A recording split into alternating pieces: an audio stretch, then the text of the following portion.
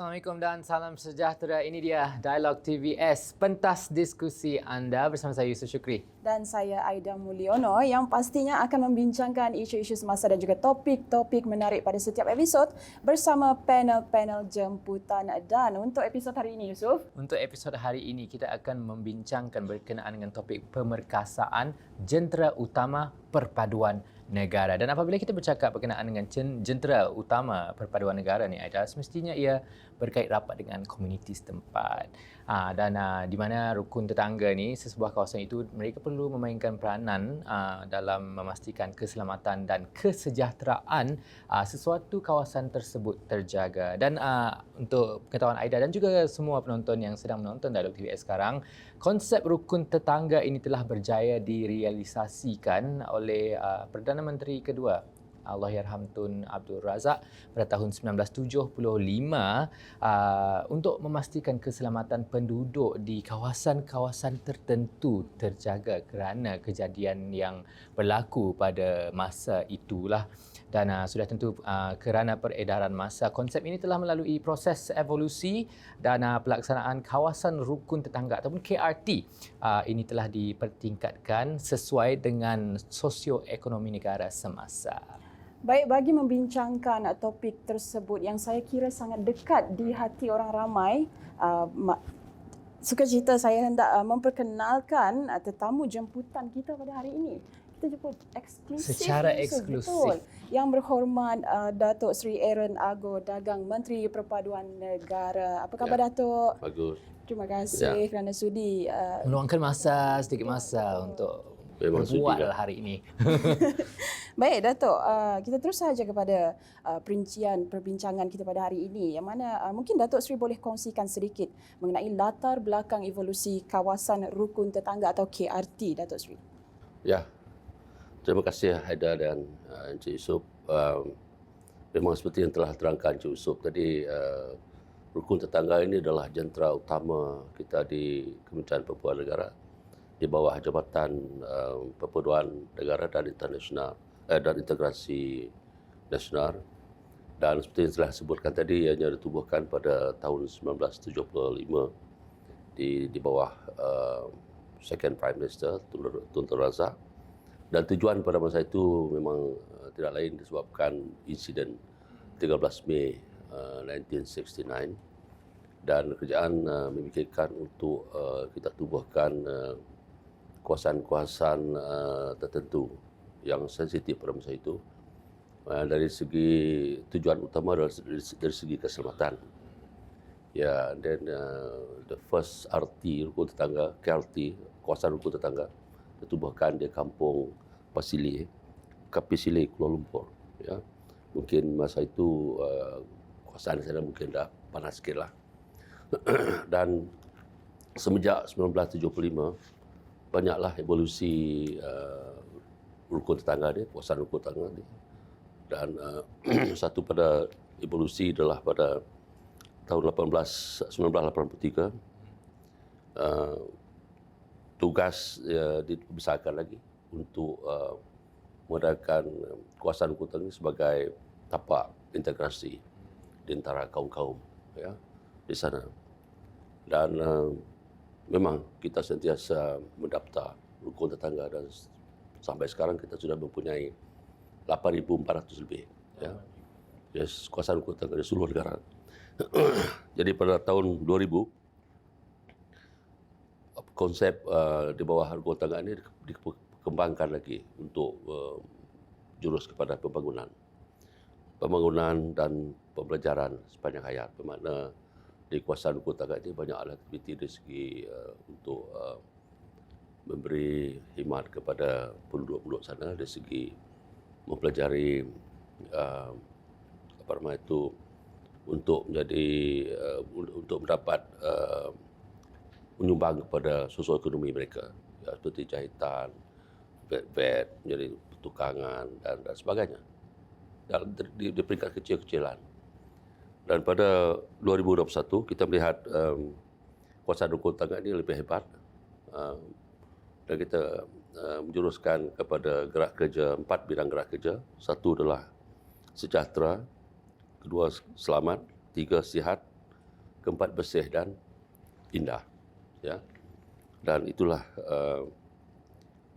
evolusi pada masa itu. Dan apabila saya masuk ke Kementerian Perpaduan dalam 2023, saya melihat lepas melawat ke banyak KRT di seluruh negara, saya melihat ianya satu jentera yang amat penting, bukan saja daripada menjadi tapak untuk perpaduan dan integrasi, tetapi mereka memang minat mencubukan diri dalam kegiatan ekonomi kecil-kecilan, konteks industri, pelancongan, food industry, handicraft, macam-macam. Dan apabila saya melihat mereka ini dapat berkecimpung dalam bisnes yang kecil-kecil ini, dan saya pun telah membuat satu proposal kepada pegawai-pegawai KSU untuk kita memperkasakan lagi KRT ini lebih kepada gerak kerja yang lebih banyak lagi. Dan dengan itu kita pun kebetulan pada apabila kerajaan mengadakan kajian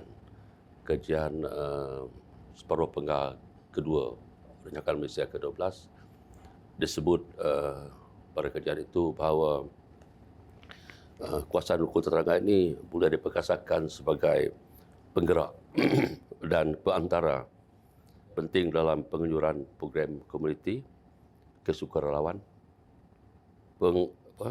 penderajaan pada peringkat akar umbi. Dari situ kita merasakan dalam tugas yang telah disebutkan adalah dari segi ekonomi. Dan of course pada 2023 selalu disebutkan kadar inflasi tinggi, hutang kita tinggi, poverty masih tinggi, ya, especially di kawasan luar bandar. Dan saya memikirkan dengan pegawai, apa salahnya kalau kita memperkasakan KRT, sebab mereka sudah ada. Mereka adalah jentera perpaduan dan integrasi. Kita cuba memberi kerja yang mereka dapat buat dari segi ekonomi untuk menaik taraf household income mereka. Dan dengan itu kita mengadakan satu pertemuan dengan Datuk Johan yang di State Financial Federal Financial Secretary, masa kita memohon bajet untuk 2024.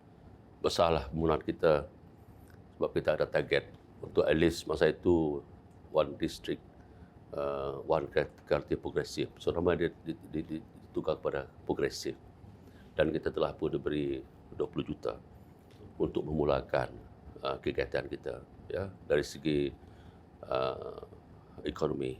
Mungkin kita akan pergi lebih perinci di peringkat KRT progresif. Ya.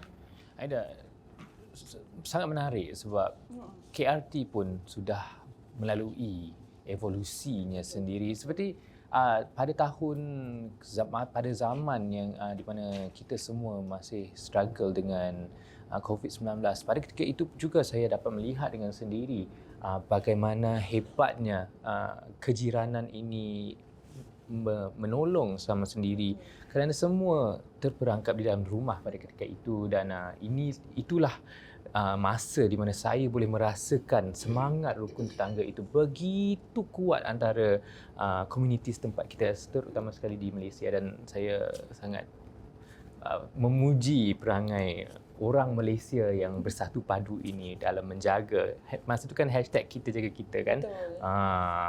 Baik, sebelum kita beralih ke soalan yang seterusnya, izinkan saya Datuk dan Datuk Sri, bagaimanakah sekarang KRT itu dilaksanakan? Adakah ia dipertingkatkan dari segi kesatuan itu sendiri? Ya, terima kasih. Seperti yang saya telah jelaskan dari awal tadi, dan kalau kita mengimbas kembali kepada peranan kuasaan hukum tetangga ini sebagai jentera utama Kementerian Perpaduan, saya amat bangga sebab banyak kementerian kita di Malaysia ini. Saya melihat Kementerian Perpaduan ini sudah mempunyai jentera di hadapan sana. 8,000 lebih sudah tubuhkan. Dan kalau kita melihat kegiatan yang kita adakan, setiap tahun kita akan bagi 6,000 setiap KRT.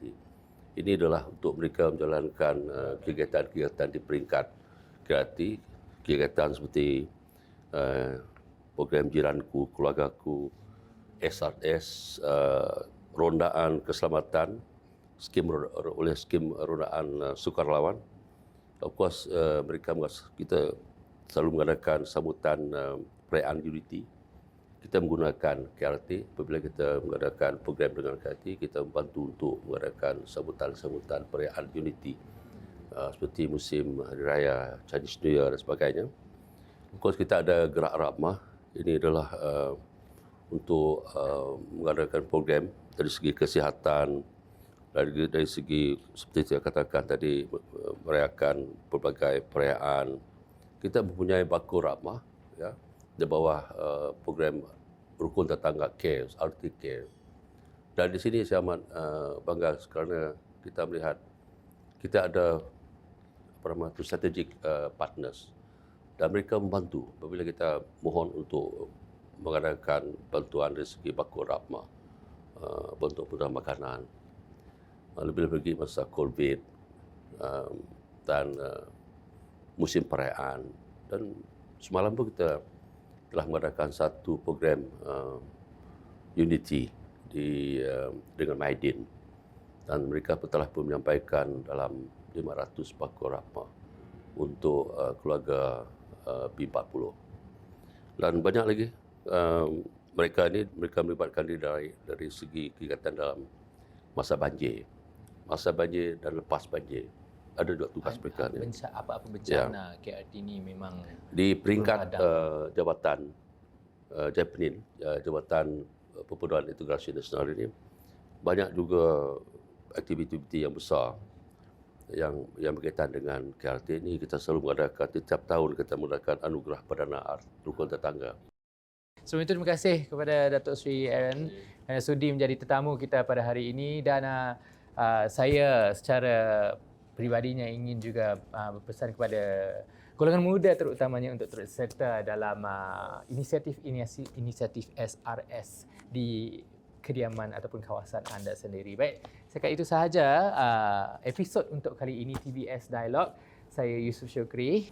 Dan saya Aida Mulyana. Jumpa di episod yang akan datang, insya-Allah. Assalamualaikum.